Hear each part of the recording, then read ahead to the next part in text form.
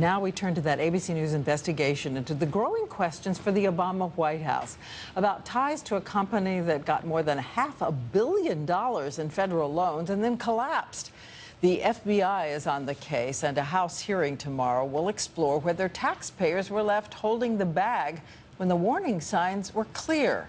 ABC's chief investigative correspondent Brian Ross is right here. Brian. Well, Diane, the text of White House emails obtained by ABC News and the Center for Public Integrity revealed for the first time the role of senior Obama administration officials in the Solyndra loan.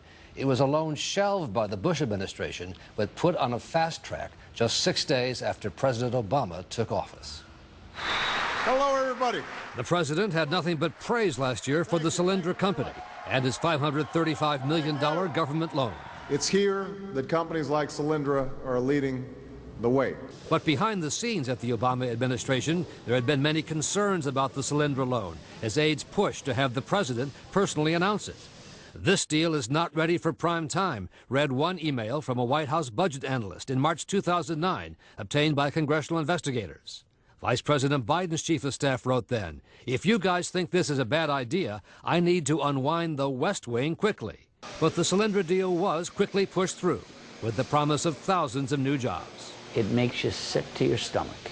And at the end of the day, more than 1,000 people lose their jobs, and the taxpayers, all of us, lose $500 million. According to White House logs, one of Solyndra's principal investors, George Kaiser, who was a big Obama fundraiser, visited the White House at least 4 times before the loan's final approval to see aides including Valerie Jarrett and Peter Rouse. Some financial analysts who study the industry say Solyndra's business plan to build solar panels was fatally flawed from the beginning. Their price was over $6 a watt to produce the product.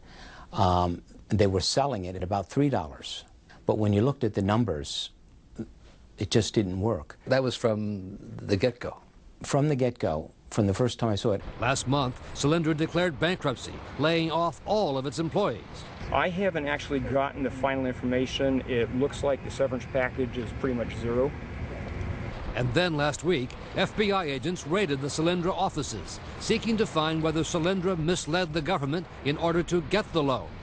Agents also questioned the former Solyndra CEO, Chris Gronitt, who had so proudly given President Obama a tour of the plant last year. Administration officials tell ABC News there was no political influence involved in the process and that the meetings at the White House with the Solyndra investor were unconnected to the failed loan.